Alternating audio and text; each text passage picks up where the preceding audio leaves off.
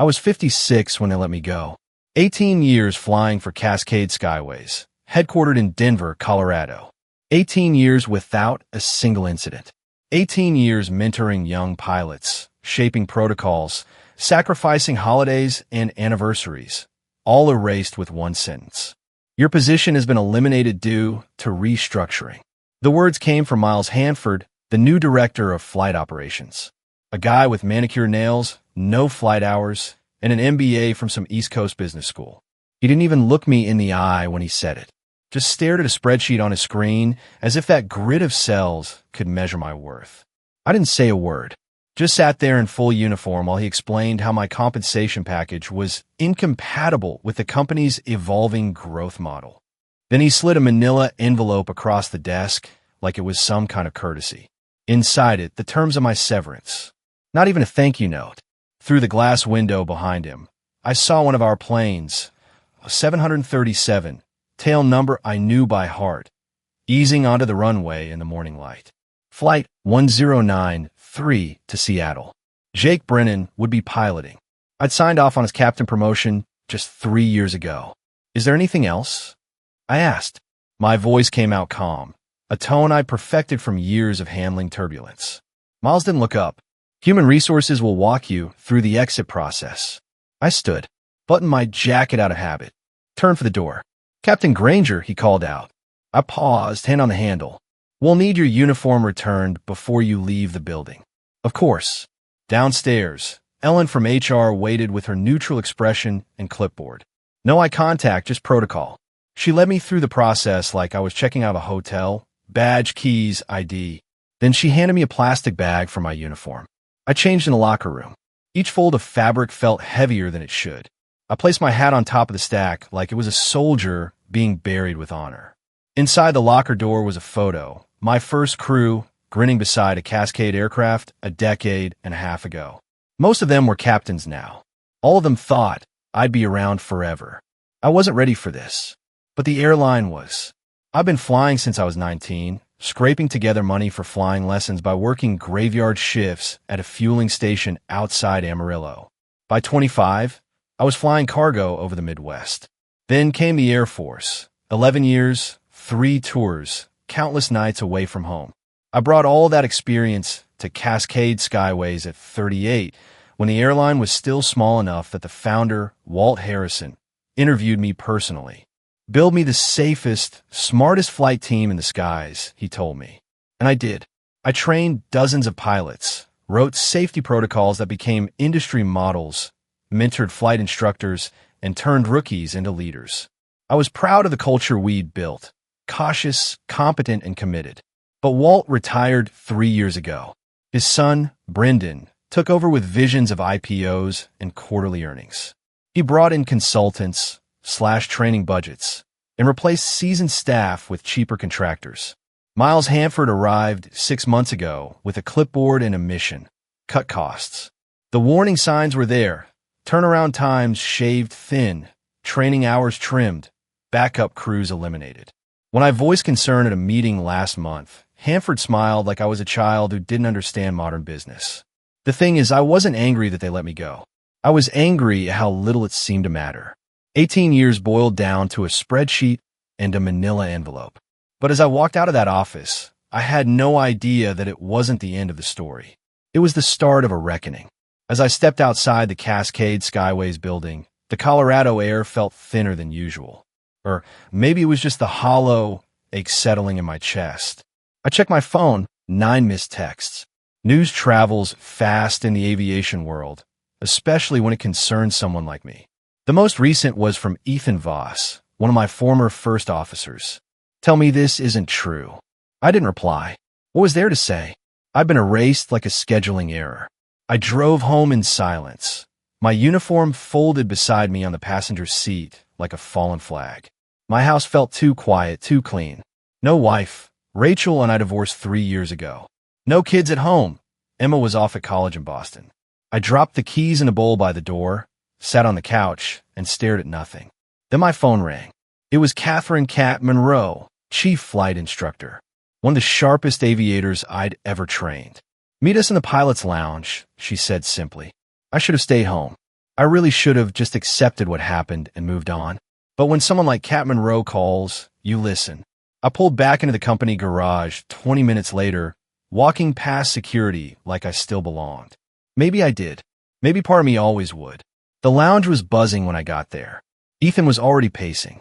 Cat leaned against the window. Around them stood nearly a dozen captains I had either trained, promoted, or flown alongside. Men and women in uniform. Veterans of the sky. Their faces told me everything. They weren't just upset. They were betrayed. Tell us what happened, Ethan said. I explained, keeping my voice level professional. I didn't want a scene. They said it's restructuring. Cost efficiency. My compensation doesn't match the new growth model. That's it. Cat crossed her arms. You're Cascade's backbone. You train most of us. You wrote the safety playbook we all fly by. This isn't right, Ethan muttered. We can't just let them toss you like a worn-out checklist. I shook my head. Don't risk your careers for me. I appreciate the support, but you've got flights to catch. But no one moved. Cat looked me in the eye. Then we raise our concerns the way we were trained to, by the book, by the regs. Just then, my phone lit up again. Harold Harrison, Walt's brother, the old co-founder who had stepped away when Brendan took the reins. Reed, what the hell is going on? He asked without introduction. I got let go this morning, I replied. They called it mutual, said I was ready to retire. Harold cursed under his breath. Brendan told me it was your decision. It wasn't. This isn't how we built this airline. You know that, right? I know. He hesitated. Victor Chun at Meridian Aviation has been sniffing around for a head of operations. He needs someone to rebuild a training program from scratch. You interested? I just handed him my badge. Good, he said. Don't sign anything else. Don't agree to anything. I'll make the call. Before I could respond, the lounge doors burst open.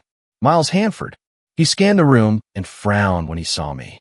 Don't you all have assignments? The tension snapped into focus. Every eye turned toward me. Actually, I said, stepping forward, we were discussing some crew safety concerns. Miles narrowed his eyes. Captain Granger is no longer employed by Cascade Skyways. This isn't your business anymore. I smiled slightly. FAA regulations say otherwise.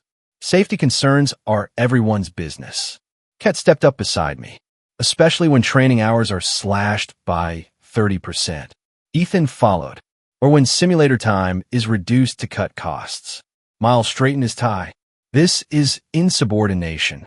No, Cat said clearly. This is a formal safety stand-down. Within our rights. Within union agreement. Miles looked ready to explode, but before he could speak, the elevator dinged. Brendan Harrison stepped out.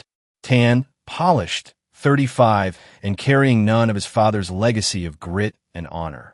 What is going on here? He barked. Before Miles could tattle like a schoolboy, I spoke. Your flight crews have legitimate safety concerns that have been ignored for months. Today they're standing down until those concerns are addressed. Brendan's gaze swept the room. This is business. Nothing personal. No, Cat said. This is aviation, and lives are personal.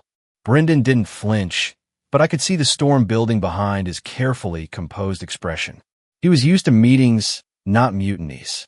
And this was a mutiny, quiet, calm, but unmistakable. I understand many of you respect Captain Granger, he began, his voice clipped. But this is a management decision. We need everyone to return to their flights now. No one moved. Refusal to comply, Miles added sharply, will be considered job abandonment. Captain James Keller, a veteran who transferred from Delta a decade ago, stepped forward.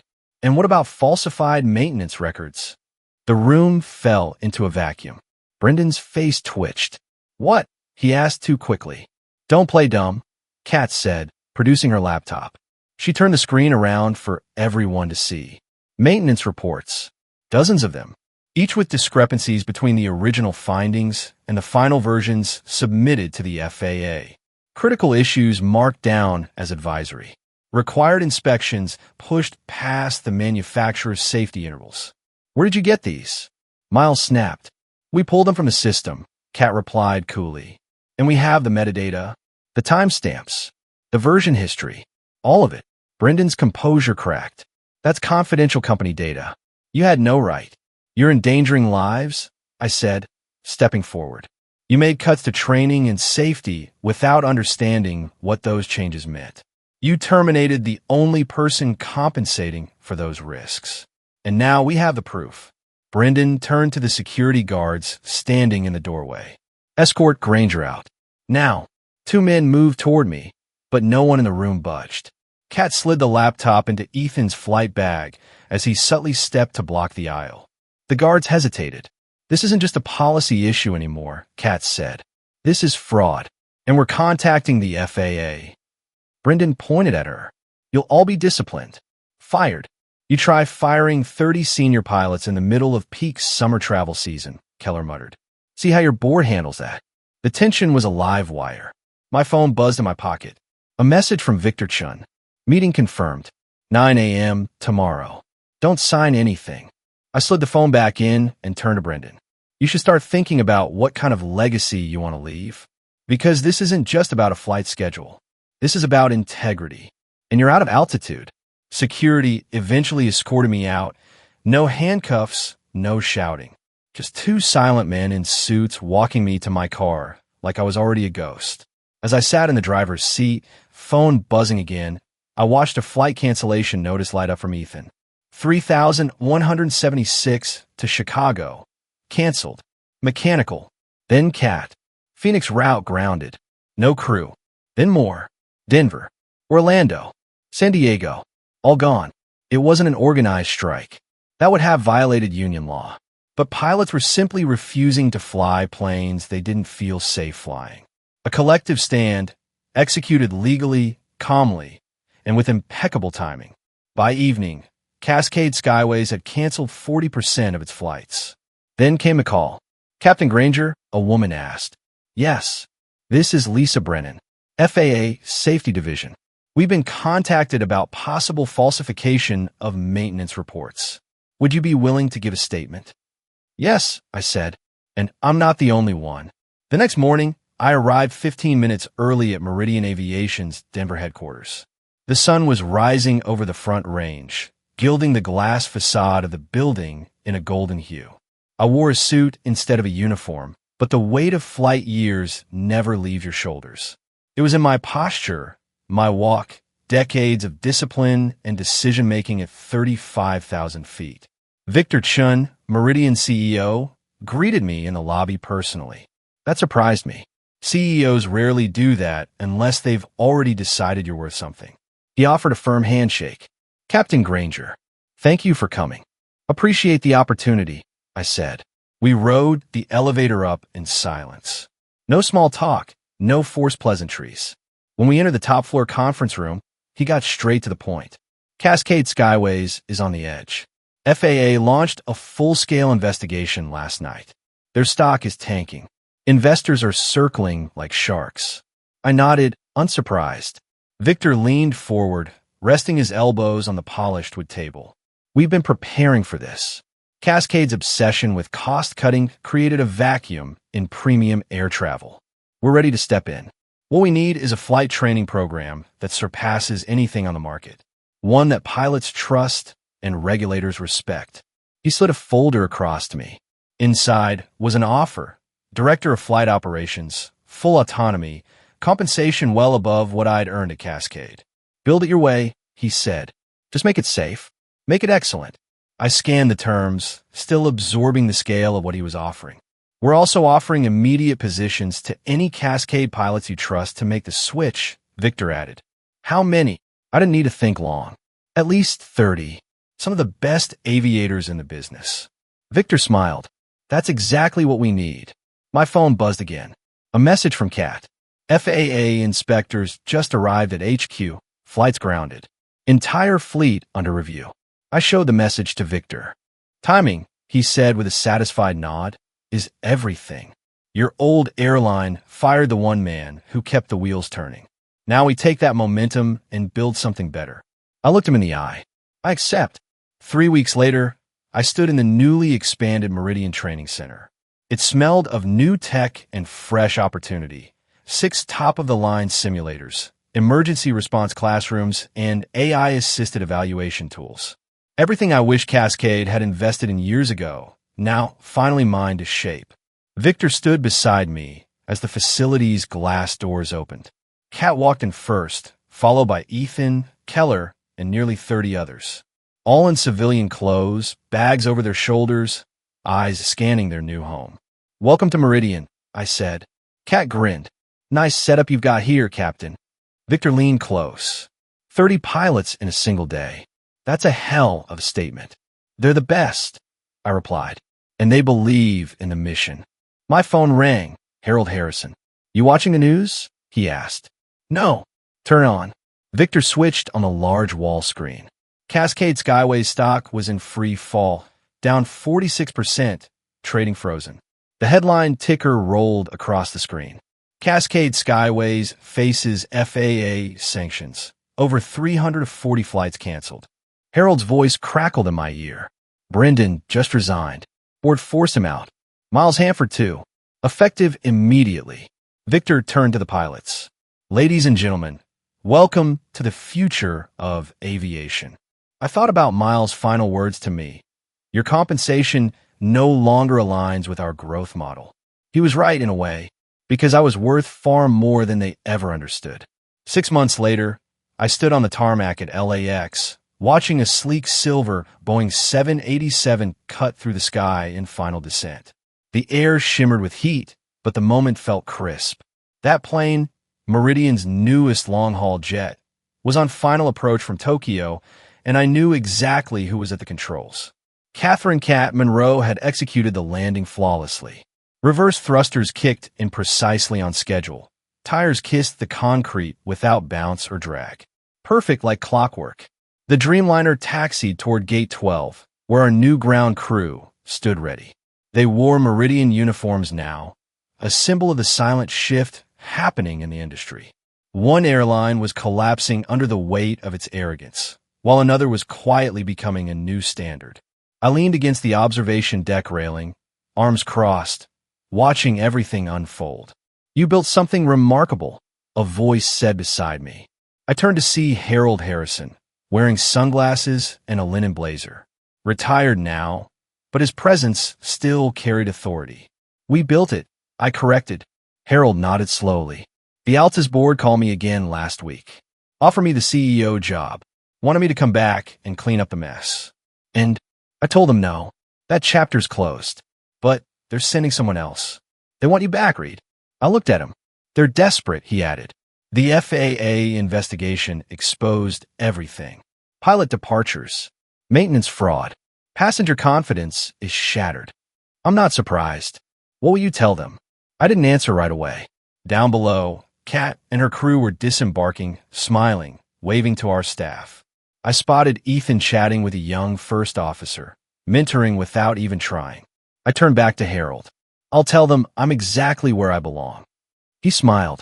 Behind us, Meridian's operations board glowed on the wall. 16 new premium routes added in the last quarter. Safety ratings at an all-time high. Pilot applications up 300% since our expansion began. I wasn't just leading a training program anymore. I was shaping a legacy, and I wasn't doing it alone. The next morning, I sat in the left seat of another Dreamliner, my hands on the controls, cleared for takeoff on a charter to Zurich. I didn't need to fly anymore. My contract didn't require it, but I'd insisted on it. Because some things you don't give up, not when they're part of who you are.